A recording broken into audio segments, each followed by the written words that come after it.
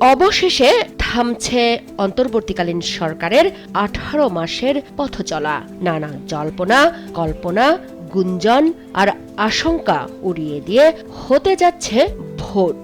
দেশের 13তম নির্বাচন 12 ফেব্রুয়ারি বৃহস্পতিবার সকাল 7:30 থেকে বিকেল 4:30 পর্যন্ত একটানা চলবে ভোট গ্রহণ। গত বছরের 11 ডিসেম্বর তফসিল ঘোষণার পর প্রার্থীদের মনোনয়নপত্র তোলা, জমা, বাছাই, আপিল নিষ্পত্তি, প্রতীক বরাদ্দ, প্রচার প্রচারণা সহ 62 দিনের কর্মযজ্ঞে উত্তাল ছিল গোটা দেশ। মঙ্গলবার 7:30টায় শেষ হয় আনুষ্ঠানিক প্রচার। শেরপুর 3 আসনের জামায়াতের প্রার্থী মারা যাওয়ায় স্থগিত হয় এ আসনে নির্বাচন। ফলে নির্বাচন হচ্ছে 299টি আসনে। 51টি রাজনৈতিক দলের মোট 2034 জন প্রার্থী নির্বাচনে অংশ নিচ্ছেন।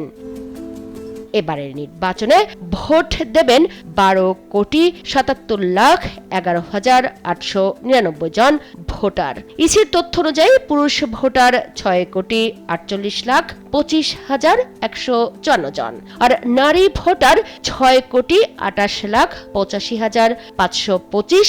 এছাড়াও তৃতীয় লিঙ্গের ভোটার রয়েছেন 1,220 জন।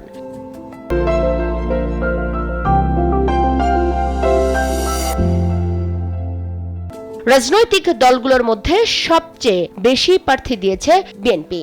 ধানের শীষ নিয়ে নির্বাচনে প্রতিদ্বন্দ্বিতা করছে 291 প্রার্থী। দ্বিতীয় সর্বোচ্চ প্রার্থী দিয়েছে ইসলামী আন্দোলন বাংলাদেশ। তাদের প্রতীক হাতপাখা নিয়ে লড়ছেন 258 জন। জামায়াতে ইসলামের নেতৃত্বে 11 দলীয় জোট এই ভোটে লড়ছে। এর মধ্যে দাঁড়িপাল্লা প্রতীকের প্রার্থী 229 জন। এ জোটের শরিক এনসিপি শাপলা প্রতীকে প্রার্থী দিয়েছে 32টি আসনে। এছাড়া জাতীয় পার্টির লাঙ্গল প্রতীকের প্রার্থী 198 জন। 275 জন স্বতন্ত্র প্রার্থীর মধ্যে 76 জনের প্রতীক ফুটবল।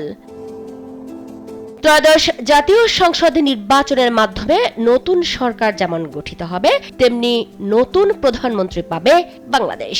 একই সঙ্গে গণভোটের ফলাফলের মাধ্যমে নির্ধারিত হবে নতুন শাসনতন্ত্র। সব মিলিয়ে দেশের ইতিহাসে মাইল ফলক হতে যাচ্ছে এই নির্বাচন। মুক্তা মাহমুদ, দেশ টিভি, ঢাকা।